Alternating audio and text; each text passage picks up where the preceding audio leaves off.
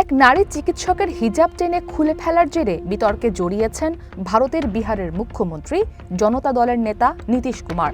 স্থানীয় সময় সোমবার পাটনায় একটি অনুষ্ঠানে এই ঘটনা ঘটে।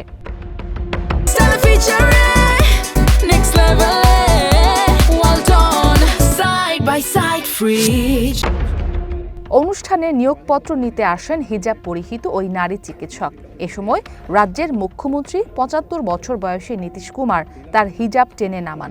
সামাজিক মাধ্যমে ভিডিওটি ছড়িয়ে পড়লে সমালোচনার ঝড় ওঠে। শুধু তাই নয়, মুখ্যমন্ত্রীর মানসিক সুস্থতা নিয়েও প্রশ্ন তোলে বিরোধী দলগুলো। এই ঘটনাকে জঘন্য অভিহিত করে নীতিশ কুমারের পদত্যাগ দাবি করেছে কংগ্রেস।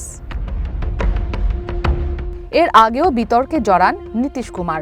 গত নভেম্বরে বিহারের বিধানসভা নির্বাচনের কয়েক সপ্তাহ আগে এক জনসভায় একজন নারীকে মালা পরানোর ভিডিও ভাইরাল হলে সমালোচনার মুখে পড়েন তিনি।